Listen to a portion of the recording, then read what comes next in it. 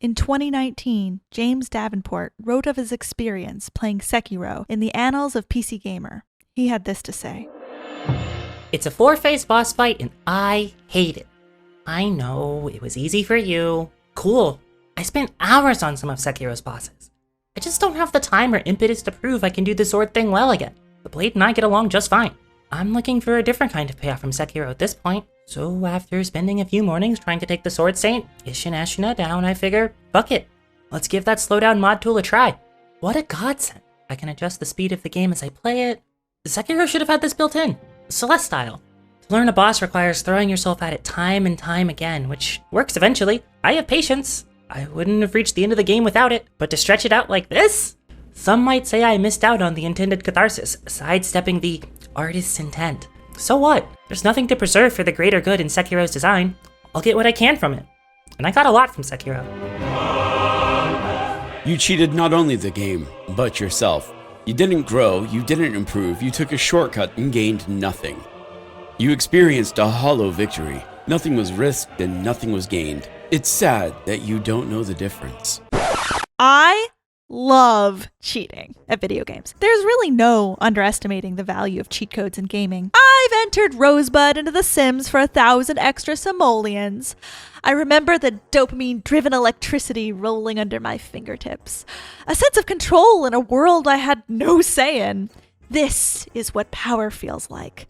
The power to buy an inflatable couch and chair. I think it began with emulators. I wasn't allowed to have any consoles growing up, so I was a PC gamer. I think Broderbund and the Learning Company led my parents to assign PC games a higher intellectual status than their console counterparts. It's 90s logic, don't read too much into it. It didn't stop me though. I still remember a sleepover at my best friend's house. We watched her brother play Crazy Taxi for a while and then retired to her room to play Legend of Zelda Ocarina of Time on her N64. I was transfixed by the open world gameplay. You could go into any biome in 3D with a flute? Though, instead of scaling the spirit temple or descending into a volcano, I chose to play the fishing game until my host politely requested that we maybe go do something else. When I got home, I couldn't stop thinking about it. How could I get back there again? How could I see my low poly girlfriends again? How could I get that special lure? In my desperation, I pried an answer out of the internet.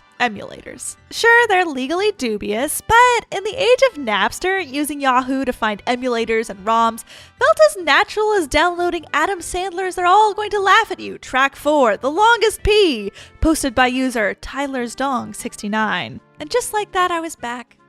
A boy and his fairy. It felt good running around seeing my little friends again. Well, for a good hour at least. Ready to move on, I gathered up my sword and shield, but Mido, the tool, stood firm despite me meeting all requirements. I'd found a glitch. In those days, ROMs were lousy with bugs. And the whole process of getting an N64 game to run on a PC next to Microsoft Word was basically black magic. I did what I had to in order to see that beautiful fishing man once more. I used a cheat code. And suddenly the game got 10 times more fun. Not only was I catching fish again, I was galloping through the fields, leaping over canyons, running away from princesses. It felt like freedom. Freedom and power. Cheat codes make games more fun. For proof, let's look at the reasons why people use cheat codes. If we're going to be bandying words like play and game around, there's a strong implication that fun should also be part of the equation. For me, if I think I'll have more fun by skipping this puzzle I've been staring at for a while, I'm gonna look up a guide real quick and then continue enjoying the game. I remember getting so frustrated playing No One Lives Forever because you don't get any of the cool spy gadgets that the box advertises until after you beat some really challenging stealth shooter levels. I got so frustrated, I just started jumping to later missions with every weapon and going ham. Now, I realize I'm speaking from my own experience here, but I know I'm not alone at this. If I was, GameFAQs never would have existed. Historically, developers have put loads of silliness in their cheat codes. One of my favorite examples of these is Diddy Kong Racing. If you run over this frog just right, you can play as a big rooster named Drumstick. Another classic example is Big Head mode, where one or more of the characters get, you guessed it, big heads. These are fun ways to inject a little humor and fun into the time we spend with the games, and it's a chance for the developers to share their inside jokes with us. It adds some humor to the workouts. Sometimes you get an idea for something you want to try, but getting enough stuff to try it out is going to be kind of a grind.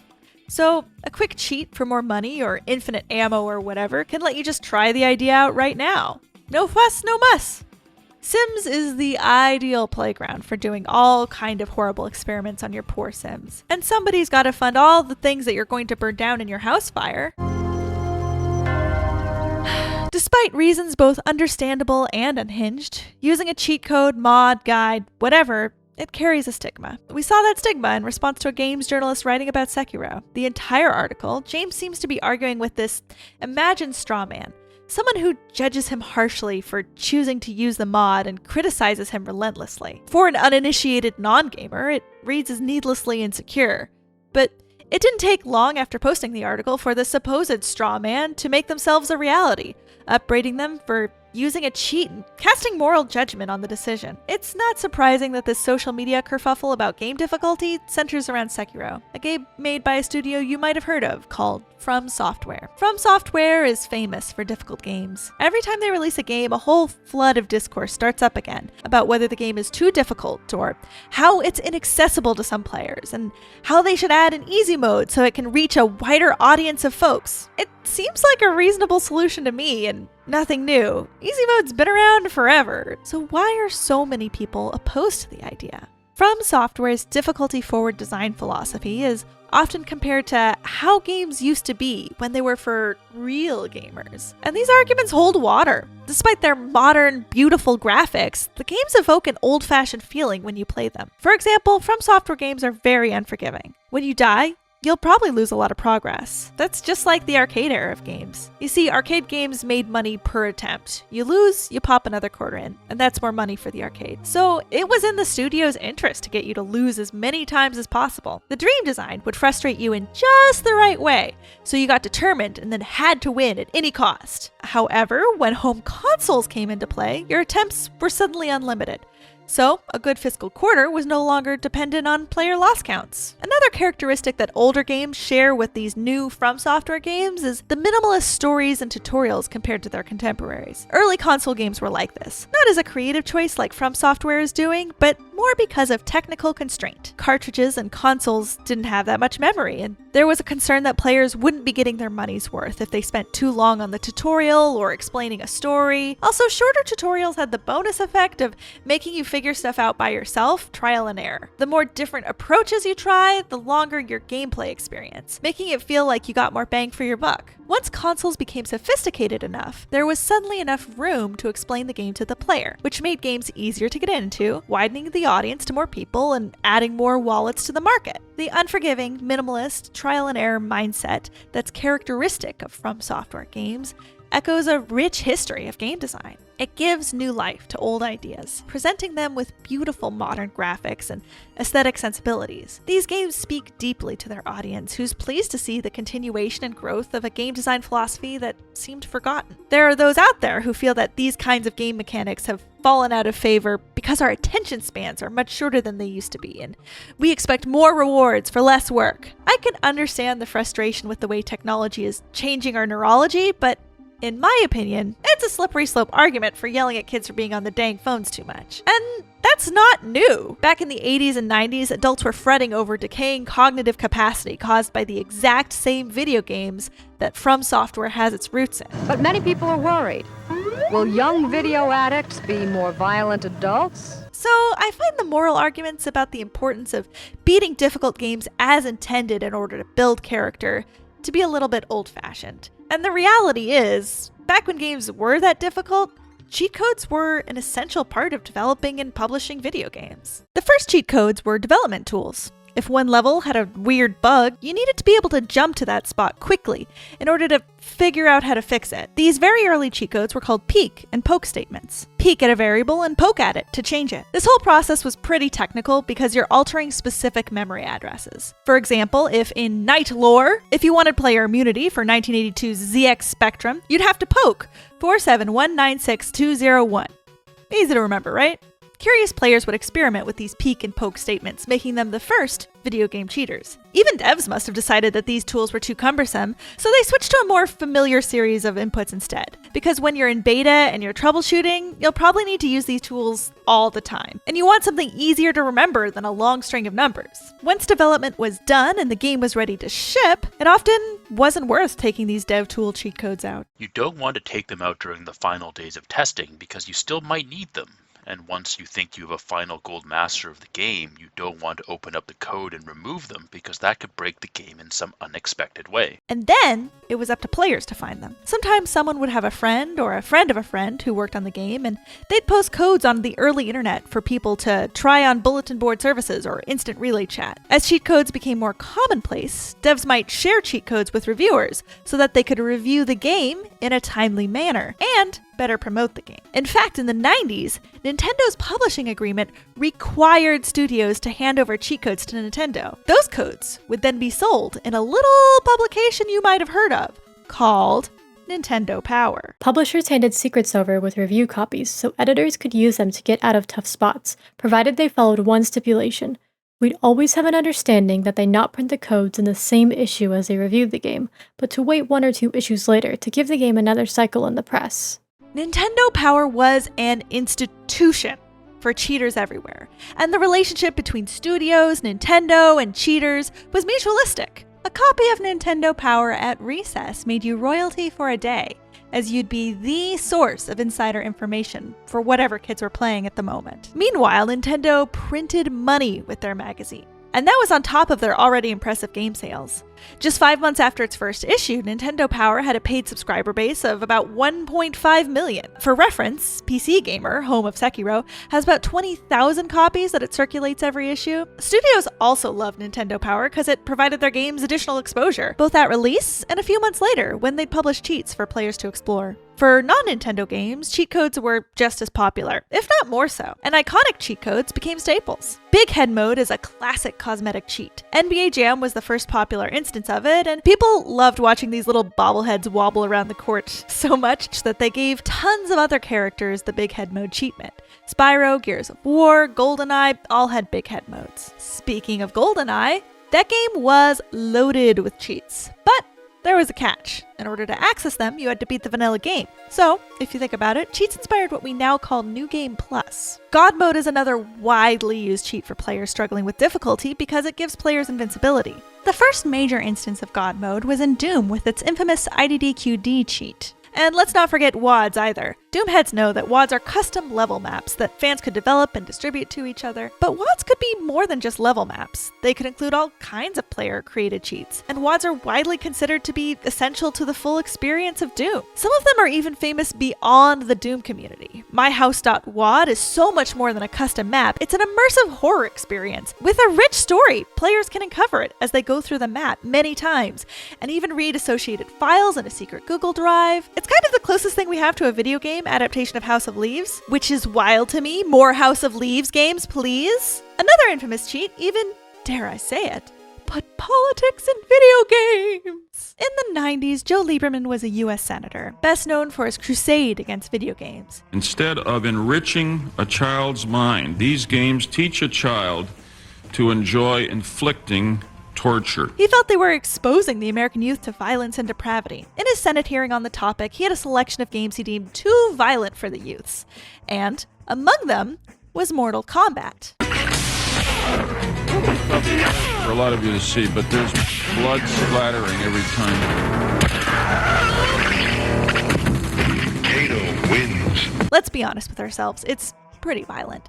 But the game didn't actually ship with its signature gory finishing moves. While the Japanese version was uncensored, the US version toned the blood way down. The developers decided to include a cheat code for older players who wanted the original developer-intended experience. Entering Abacab reverted the graphics from the censored version to the more gory original version. Fun fact, the code itself was a reference to a song by Genesis, and a nod to how the band shared a name with the Sega Genesis players were entering the code into. I guess Joe Lieberman wasn't a Phil Collins fan, though, because that didn't impress him. His crusade ended with establishing the ESRB, the organization that provides censorship ratings like Rated M for mature. And it's all, in part, because of cheat codes. However, there was one code that was far more influential than a silly little US Senate hearing, the Konami code. Even if you don't know what it's called, you might still have its inputs memorized. Up, up, down, down, left, right, BA, start.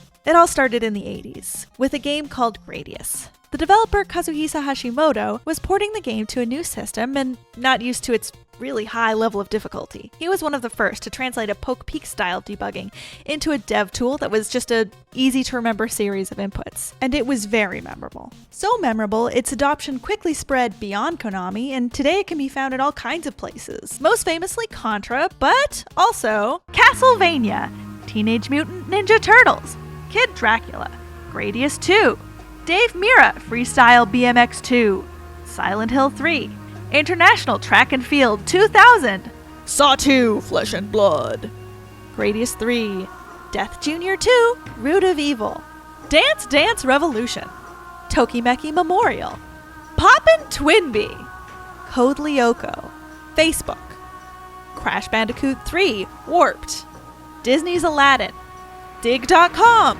Gradius 4 Fukatsu, DanceSportInfo.net, Tony Hawk's Pro Skater 2, WarioWare Inc. Mega Microgames, BankOfCanada.ca, Gradius 5, and more. Its ubiquity has made it kind of a gamer shibboleth, a nod to all gamerkind to say, hello, fellow gamers. If a cornerstone of referencing gaming culture is a cheat code, trying to divorce cheat codes from video games is to deny the history of video games.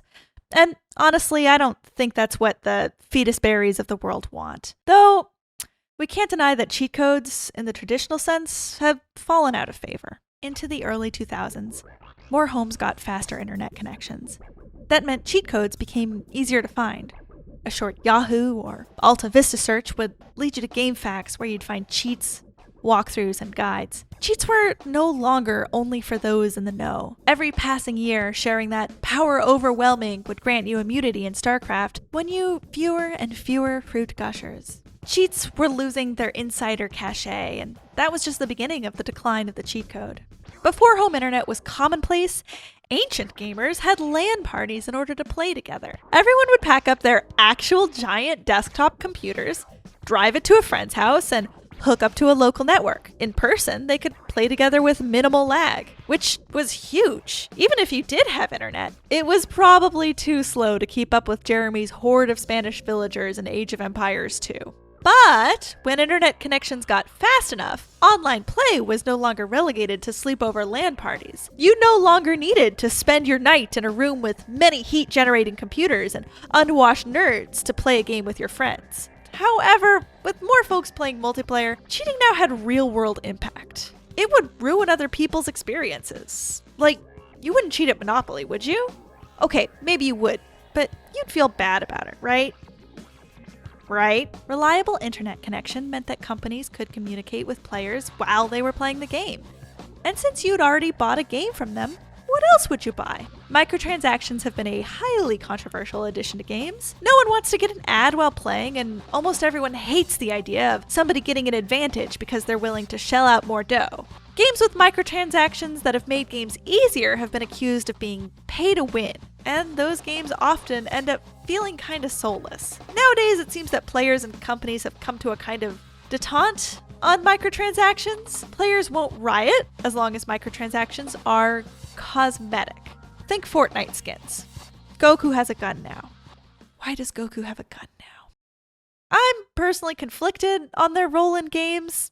Turning a profit in this industry is challenging, to say the least, and I'm supportive of artists exploring new revenue sources. On the other hand, it seems like a lot of revenue seems to just be going to corpo bigwigs instead of, say, hiring enough people to work on your game so your employees aren't expected to work 100-plus hour weeks for months at a time, wrecking their lives and mental health. Tirades about work practices in game dev aside, microtransactions are an important piece of the puzzle when understanding the decline of cheat codes. Why hide content behind a cheat code when you can convince someone to buy it? Big Head mode is no longer unlocked by entering a code into a console. It's available for purchase. Or even worse, they don't include it at all. I want Big Head Kratos. Give me Big Head Kratos. Maybe the most interesting factor in the decline of cheat codes is the rise of achievements. Achievements are a list of developer-defined goals. When meeting the criteria, a little flag comes up, and all your friends can see what you actually accomplished on your profile. Achievements first debuted with the release of Xbox 360 and the Gamer Score. As a PC gamer, I don't really have the perspective to say how meaningful Gamer Score was, but I will say that I genuinely laughed out loud when I heard the word for the first time. Gamer Score. Those in the know say that Xbox 360 was peak gamer culture back in 2005. I can feel the energy flowing through the high-speed Ethernet cables. Dude, who are you talking to? Are we gonna play or what? Steam followed suit soon after, adding achievements to PC games in 2007. Only 2 years later, in 2009, From Software released Demon's Souls. I can't help but wonder what role achievements might have played in making a really difficult game like Demon's Souls super popular. Achievements served as useful road markers on your way to completing a game. As disk space became more available, games got bigger and things like side quests became more commonplace. That meant that beating a game was no longer the same as experiencing all the content of the game, and seeing on your profile that you still had achievements to unlock let you know there was still more to experience. Sometimes games had secret achievements that only made themselves known once you unlocked them, by finding a secret room or getting an NPC to do something unexpected. Finding these hidden Easter eggs made you feel like you were in a secret club, not unlike learning a new secret cheat code to try. Then there's stunt-based achievements. These might be based on completing some difficult skill challenge or playing the game for a certain length or number of times. These vaunted achievements were a source of pride for many gamers. Demonstrating your skill in various games showed your dedication and talent, and for some, even indicated your ability to contribute to a team in a multiplayer setting. Achievements became status symbols in these communities. Altogether, this led to a phenomenon I'm calling the jockification of video games. Your status in a gaming community was no longer about knowledge you could contribute. It wasn't about giving advice to others to beat the game or discussing weird secrets you found. Knowledge is easy to come by on the internet. Your status as a gamer now was based around your skills, your reflex, your ability to contribute to a team. Jocks had found video games, and skill, coordination, and practice became more popular than gaining hidden knowledge. Between the rise of multiplayer gameplay, achievements as signifiers of prowess, difficulty-focused games like Demon's Souls, and the decline of fun, secret cosmetic cheat codes in favor of microtransactions, games belonged to a new kind of gamer. The attitude towards cheat codes was bound to change. The final nail in the cheat code coffin was a practicality. As video game development became more sophisticated, debug tools and game engines became more commonplace, and devs didn't need to add in cheat codes for debugging purposes as often. There are some notable exceptions here, of course. For example, Bethesda games, which have a console that allow players to actually have fun with their games. Cheat codes are so great. I think when you love a game, it's really fun to know as much about it as possible. To have a fun game and then find a secret inside of the product is always like opening a small door in the developer's mind and finding out more about how the developers think and their process. The language of cheat codes is the language of in-jokes, a way to feel closer to a piece of media that means something to you. Sometimes they're literal inside jokes. For example, in the first Sims release, Rosebud was the code to get 1,000 extra simoleons. In Citizen Kane, Rosebud is the final whisper uttered by a powerful and wealthy media magnate on his deathbed. We spend the whole movie with the mystery of what that last word meant.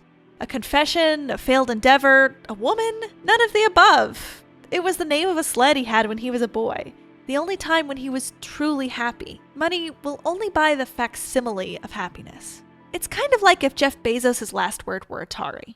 Anyway, I gotta afford that inflatable couch somehow. Realizing these connections, either in the moment you learn them, or like me, many years later, is exciting and fun. Whether it's the Konami code in Wreck-It Ralph, or manipulating memory with poke and peek statements, cheat codes carry with them the excitement of being in on something, stepping into a speakeasy. A little, I see what you did there. Grin, grin, wink, wink, nudge, nudge, say no more. People haven't stopped needing a little boost to beat an especially hard boss, or just wanting to see something weird or push the boundaries of what their games can do. Today, cheating has moved almost entirely to mods, extra pieces of software developed by fans and intended to augment the experience. For example, you might want to slow down Sekiro so that you can finish the dang game and send in your article to PC Magazine in order to move on with your dang life. Or maybe you want to turn every tree into a giant hand. A mod can be anything. However, because mods are developed by fans, they haven't been blessed as part of the gospel of authorial intent. The developers didn't ship these mods with the game, so using them must be compromising the experience the developers intended us to have, right? Sometimes. There are cases where studios have either expressed discomfort with mods or tried to protect their game from mods, especially in multiplayer games, where cheating affects everybody else's experience. However, some studios celebrate the mods their community makes. Some devs design the game with infrastructure to support them, or, less admirably, straight up steal the mods and start selling them as downloadable content. Regardless of what the studio thinks about you using a mod, there is a vocal contingent of players who feel that using mods that affect the game difficulty devalues or even invalidates not only your gameplay experience, but theirs as well. Poor Fetusberry. Your tweet became infamous, didn't it? A beloved copy pasta and meme, pasted again and again just to demonstrate how silly your take is, by juxtaposing it against screenshots of silly exploits, quality of life features, game difficulty selections. Even necessary medical aids got the Fetusberry treatment. One iteration that stuck out to me was attached to this classic realist painting titled What Else? The Irritating Gentleman.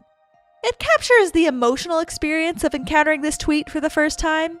And it makes clear why this post made it to so many eyeballs. We all know a Fetusberry. And, if we're being honest with ourselves, we've probably been a bit of a Fetusberry once or twice before. It's nothing to be ashamed of. This core concept runs deep in our lived experiences.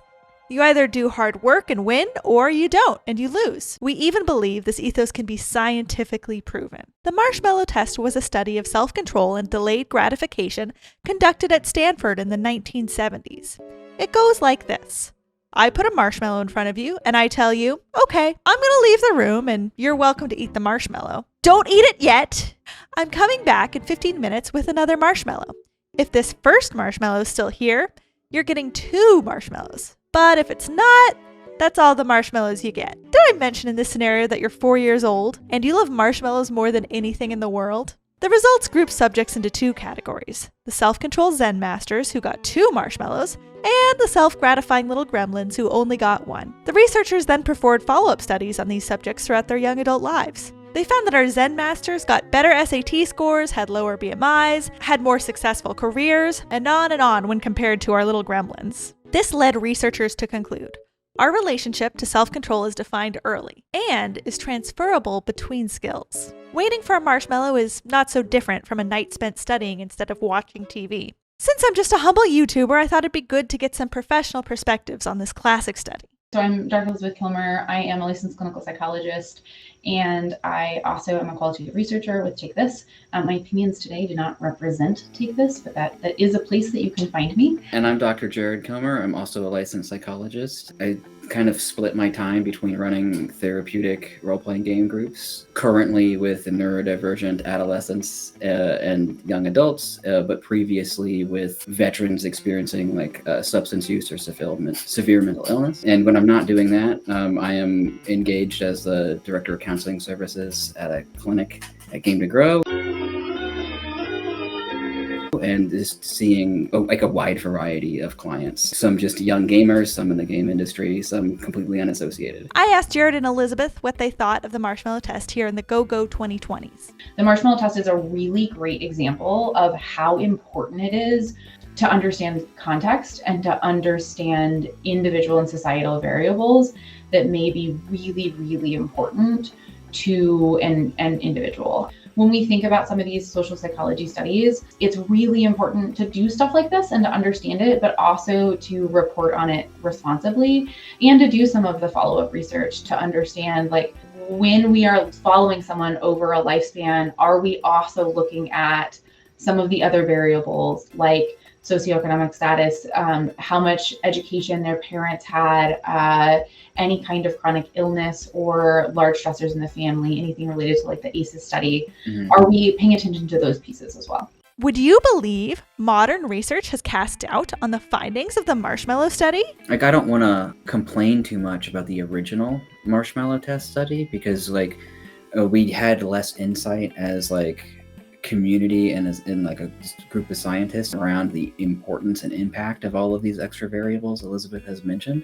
But I do want to praise the follow-ups for gaining that insight and looking again.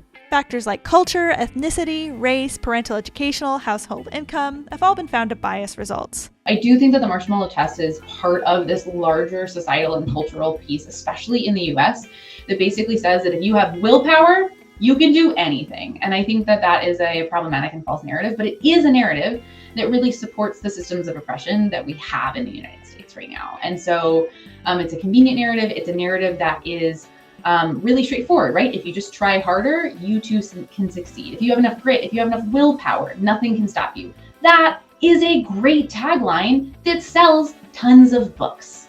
It also allows us to gloss over a history of and a current reality of systemic oppression that means that that is not true for a large proportion of people. And this is just my opinion, but it oils a slippery slope of self-judgment and catastrophizing. If you don't have the discipline to learn the blade, you probably don't have the discipline to study for that test. And if you don't do well on that test, that means you're bad at school. And if you're bad at school, you're never going to get into college or get a decent job or you're going to afford a house. You've cheated not only the game, but yourself.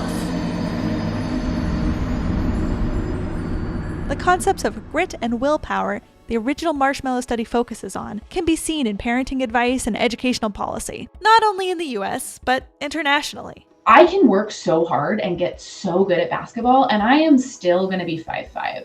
And there is no way that I am ever going to play professional basketball. So there still are going to be these kind of ranges. And sometimes those ranges are determined by like biological factors, like I'm not going to get taller. But sometimes those ranges are also determined by more societal factors. For example, the likelihood that I will be in a leadership position in a national psychology organization is lower than Jared's.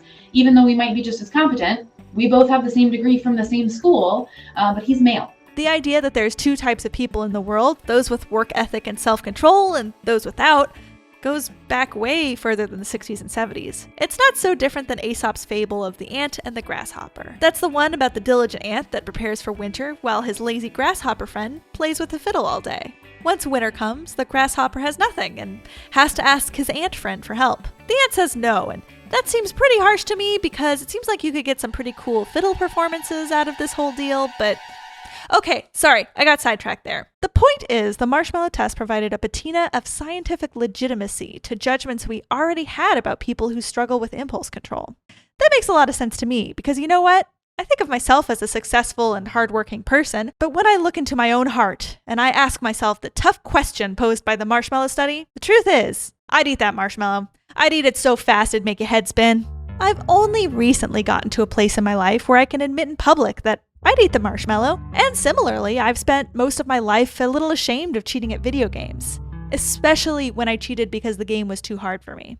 I've held back from talking about my cheating ways. I hold it inside myself like an old fish, praying no one's gonna smell my rotting core, at least until recently. Maybe it's getting old enough that cheating at video games seems like a distant memory, another Katie, or maybe it's having enough real, quote-unquote, accomplishments that equating my gamer skills to my capacities in the real world doesn't feel realistic anymore, or maybe I just have a really good therapist. No matter the reason, it's been a long road of shame and denial, and it feels great to be on the other side of all that. It feels great to proclaim loudly on my YouTube channel, I love cheating at video games! The shame was coming from this fear I had about myself.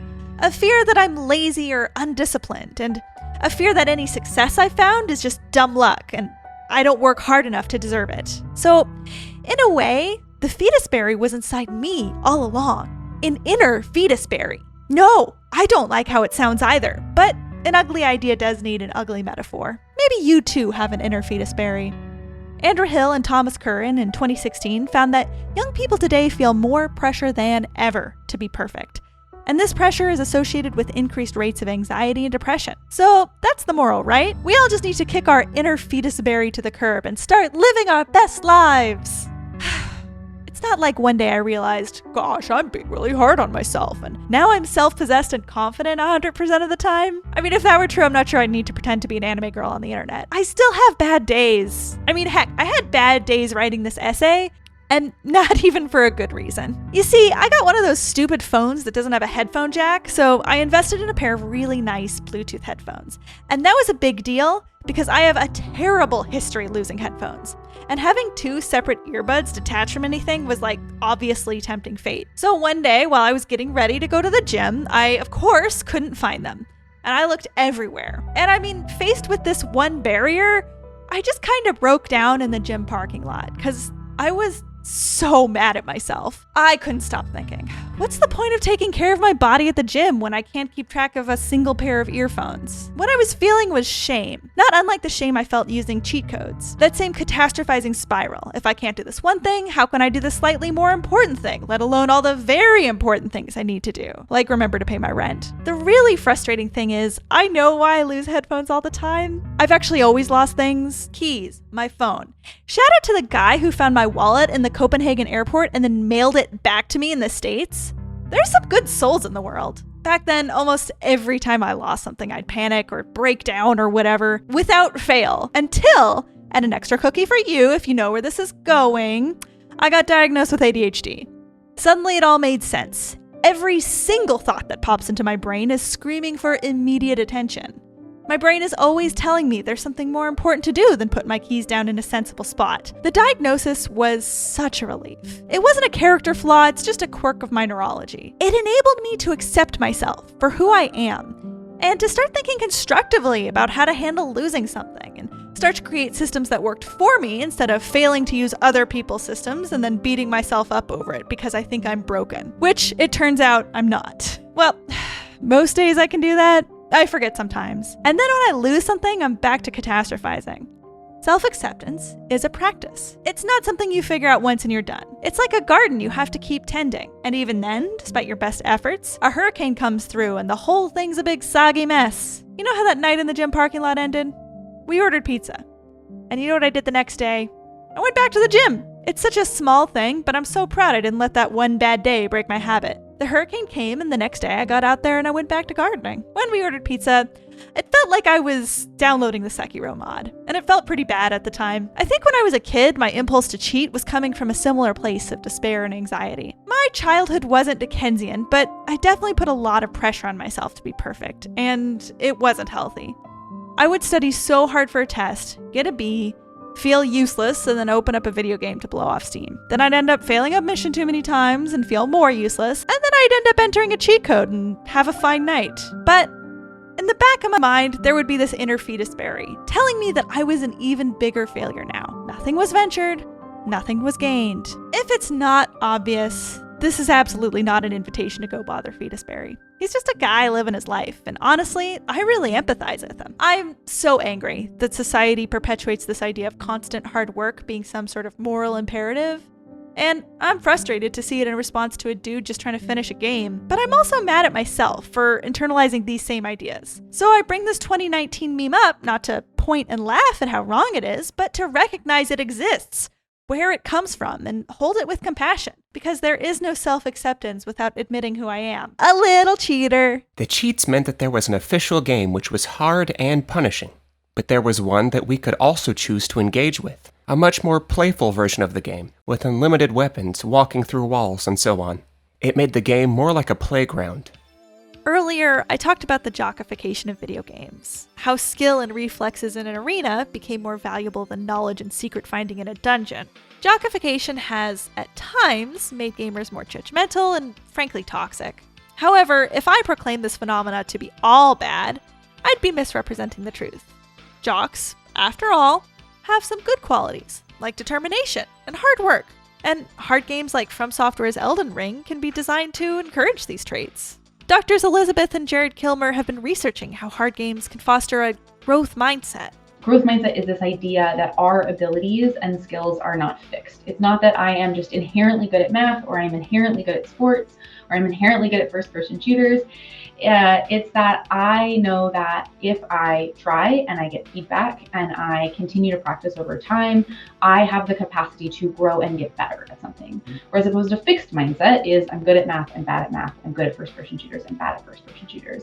And that can really prevent us from taking intentional steps to improve our abilities, because there's this idea that we're kind of stuck in this box. Games are a rich area of potential for developing a growth mindset because they're incentivized to show us how to grow. The core of most games, designers really want us to start with some limited skills in the game and grow over time. And so they're going to intentionally put stuff in the game that they think are going to help people kind of learn and grow over time. So having opportunities where it is safe to fail, having opportunities where you can get support as needed to help you grow, having opportunities to hear direct messaging about the power of growth through failure.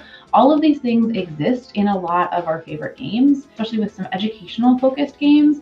They've intentionally manipulated elements that they think will support growth mindset. And they found that when you include things that are likely to support growth mindset, we can actually see that change in clients. The ways that games engage with the concept of difficulty can affect the players thinking about what a difficult scenario means for them. One of my favorites is actually a lot of the Pokemon games. So if you notice, if you beat another trainer, like an NPC in the game, sometimes that trainer is just like, oh, shucks, this is the worst. But sometimes they'll say something along the lines of, oh man, I learned so much. I'm gonna go off and I'm gonna get stronger and I'm gonna come back and beat you. Or, oh man, I know so much more about how to beat rock type Pokemon, or whatever it is. And so you're getting this very direct messaging in the game that a loss, right, is something that other people are actually conceptualizing as something that is a valuable part of their growth. This shows up a ton in Sword and Shield with like any interaction you have with Hop. He's trying so hard and he's not very good, but he's going to keep learning and he's consistently working on learning. And you also get to see him get better throughout the game. Yeah, often not as better as us, but better. Not as better. In multiplayer team-based play, communication channels can become a double-edged sword.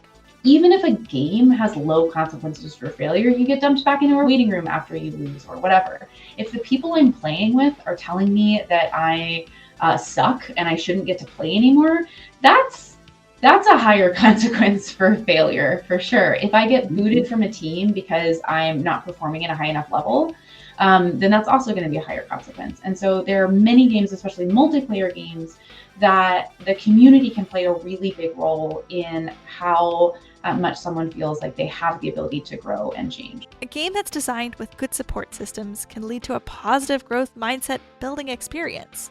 I will say, just from personal experience, when I started playing Destiny 2, I had not played a lot of first-person shooters, and I was really bad. It was really, really awful. And I was lucky enough to have some friends who were very happy to drag me through stuff that was a little bit beyond my level, so that I was able to kind of get the experience and see how cool it could be. But I could hide in a corner and shoot ads while they were doing some of the heavy lifting. And so just having that experience helped me both see what was ahead, and I could ask questions about, hey, what should I do here? What should I do there? I also had them pushing me very kindly to, for example, not only use auto rifles for everything all the time. So having that kind of support allows us to hit on several of those different pieces, right? So that modeling of growth mindset, it can adjust how much failure seems like a big or a small consequence. We're also getting direct instruction. And so all of those pieces can really help to support or inhibit the development of a growth mindset. But those same communication channels can get twisted. I got really into Pokemon Unite, which is kind of a MOBA. And there is just a communication wheel where you can be like, I'm going to this path, or like, thank you for this, or like, watch out for that. And the community largely kind of developed a thanks is highly sarcastic. It's like, you don't really want to hear it. It feels really rude when it happens. And it's like disproportionately used in inappropriate times. Or in Marvel Snap, it's kind of universally understood that like a fist bumping in the game is pretty kind. But there's another emote that's kind of on the fence. It's Ms. Marvel giving a thumbs up and winking, and it seems to be used in like a variety of ways that feels like more harassment than good job. And so even when we have limited tools that have a veneer of positivity, people can take those and spin them in a way that creates the opposite impact. Mindful game design, however, can encourage a community away from toxic tendencies and into providing encouragement and feedback in a supportive way. You can really only, from my perspective, look at a product from the outside and speculate did this happen on purpose, or was this like a beautiful happenstance? And it's really hard to know the difference, but you can see the absence of something. And there is like a theoretical assumption that intentionality leads to a higher occurrence of these design choices. So thinking about the honor system in League, or the commendation system in Destiny 2, where the developers are explicitly kind of putting stuff into the game to help support that community, having the opportunity to give people feedback. And that feedback, you'll notice, is very intentionally, not just you were the best player. Sometimes it's like one of the options for League is like they stayed cool, or good shot calling. Those staying cool is not necessarily something that I would say the best player on the team is the one who's always going to be the one who's the most cool. It could be someone who's not very good, but didn't blow up and rage quit when they were struggling. They could still get that commendation. It subtly creates new KPIs for players to chase and get better at. Very intentional. But ultimately, the community surrounding a game has the biggest say in the factors contributing to either a growth or fixed mindset. And the community's never a monolith. Like if you are like arguably getting carried by some of your peers as you are learning how to engage in a game, and like in one instance the feedback is stay quiet, stay back, let us handle this, versus keep trying and keep failing until you figure it out. It's okay. Those are very different messages about how you're impacting the people around you. And when we talk about community, it's really important to note that we can't mean one thing. There is no the community surrounding something. In the example of Destiny 2 that Elizabeth just gave, go on Reddit. There is Destiny the game, and there is Low Sodium Destiny, and they are very different communities with a different vibe about what it feels like to support other people. And playing the game and going through LFGs, I've been on circumstances where like a Sherpa will lead me through it and they are excited about watching somebody learn and get better. And there are other teams that won't talk to you, and if you make a single mistake, they will boot you because they don't have the time or the patience for that.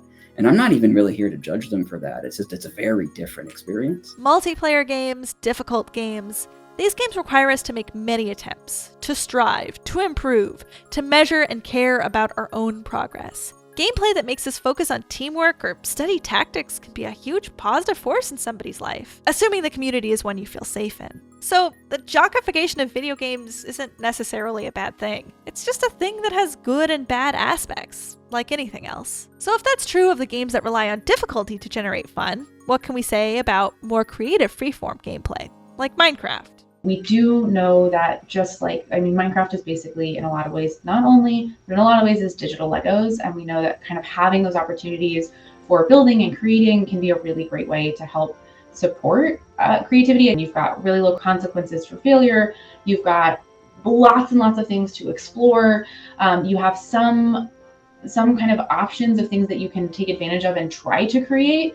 For example, like if you get Legos, they'll be like, here's what you could build. If you want to build something on Minecraft, you can see tons of examples online, but you aren't expected to do something in a certain way. The exploratory nature of gameplay in Minecraft can be likened to the what-if cheat codes I mentioned earlier. Both modes of play allow players to explore what's possible. So when we're talking about whether or not using a cheat code is more related to the growth mindset or fixed mindset, especially if we're thinking about an area where, I want to see if something will happen. And so using a cheat code can help me explore and find that out. That's more likely to be related to more of that growth mindset because you're trying stuff out, you're experimenting, you're trying to figure out what's going on.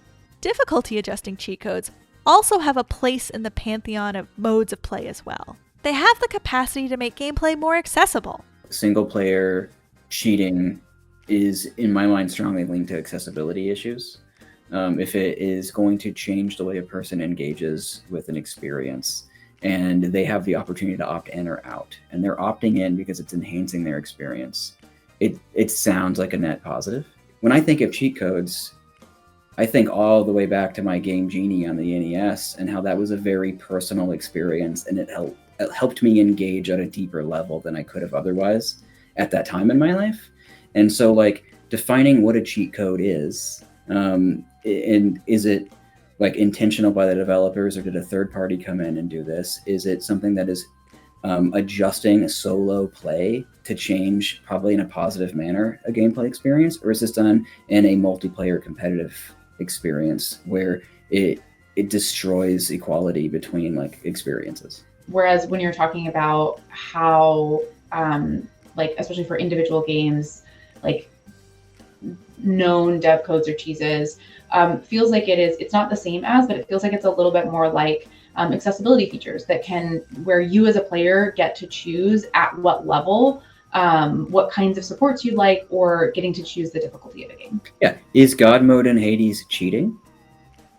It's a real question. Like, and don't start that in the comments. Don't start that. But the reality is, in single player games, the experience we need to get the most out of our play is deeply personal. By using a cheat, or honestly, by playing on easy mode, I'm not challenging myself at all. If that's not challenging for me, I'm probably not growing that much, right? And so in that way, it could absolutely not necessarily support a growth mindset in the way that it could be if I was playing in a more challenging mode. But that's something where we really start getting into, it would be hard for like a dev to make that choice on behalf of their players, because no player is going to be in exactly the same place. And even for me, right, like one day I might be really ready for a challenge, and the next day I need things to be a little bit easier. Because when we think about growth, it's not this straight line. We're going to have like growths and plateaus, and sometimes things are going to go back down and back up. Maybe I didn't get any sleep. And so allowing me to engage with the game a little bit easier actually may be more likely to support my growth. And I remember the first time I played a game that warned me at the beginning, you can change the difficulty at any time. What a cool feature. And like that is a design choice as opposed to just a given that you can set it at the beginning and it's locked in that way.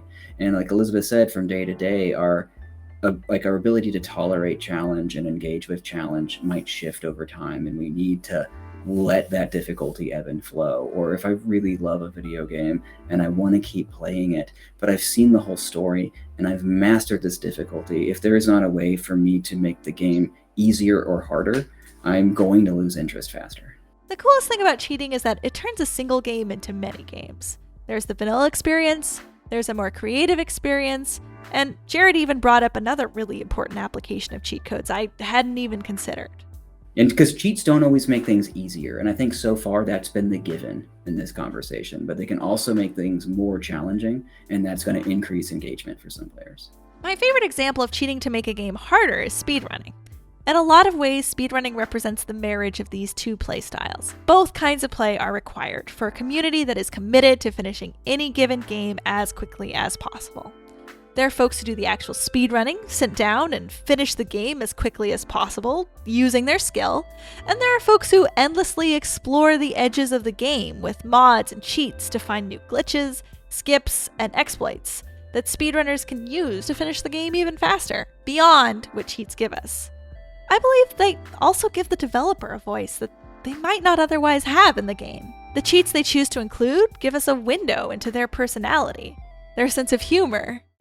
Well, the id was just like company identifier. So the DQD, that was a Dave Taylor, that was a personal cheat code that he just made up, and it stands for Delta Q Delta, and the Q stands for quit. And what that meant was when he was in college, if him and his frat buddies were getting too low on their grades, they would just quit the class.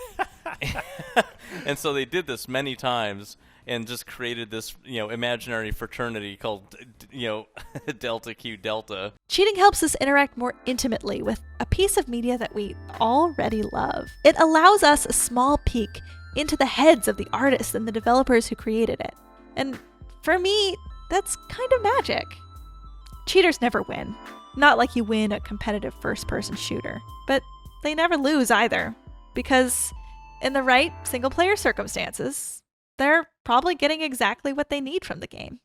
Games are special as an art because they engage with human practicality, with our ability to decide and to do. In ordinary life, we have to struggle to deal with whatever the world throws at us, with whatever means we happen to have lying around. The form of our struggle is usually forced on us by an indifferent and arbitrary world. In games, on the other hand, the form of our practical engagement is intentionally and creatively configured by the game's designers. In ordinary life, We have to desperately fit ourselves to the practical demands of the world. In games, we can engineer the world of the game and the agency we will occupy to fit us and our desires. Games allow us to slip on different modes of thinking as easily as a new pair of shoes. And that's powerful. We might seek out being challenged so that we may develop a growth mindset that can serve us elsewhere in life. Or we might seek out a sandbox to work out new ideas and allow ourselves to be inspired. Or we might just desire a sense of infinite power as a respite from the challenges of ordinary life. To deny the value of diverse modes of play that cheat codes allow us is to deny games their greatest tool to impact us, like the art that they are. In the era of games jockification, Sekiro and Dark Souls were praised for returning to a traditional, minimalist, unforgiving game design of years gone past. And now, games like Tunic are being praised for returning to the secret-finding, cheat code-entering Nintendo Power era of games. What's old is new. The pendulum swings back. I predict a resurgence of cheat codes. In indie games at first, and then eventually, inevitably, as explicitly branded cheat code loot boxes in Assassin's Creed. And I welcome it. Let one game become two. A difficult climb up Everest, and a ridiculous sleigh ride into chaos. Let games reach their full potential as art by embodying as many modes of thinking and agencies as exist in the universe. Let them help us explore the depths of the human condition in this way that no other art form offers. The tricky thing about being human is finding balance. There's no one-size-fits-all answer here. But I can share my strategy with you. I have this motto: 5% better than yesterday. To me, that means set goals, but if I fall short, I have to acknowledge the progress I made just by trying. It also means that some days I'm going to be 50% worse than I was yesterday, but that has nothing to do with tomorrow's goal: be 5% better than today. Most importantly, it means achievement requires more than just grind.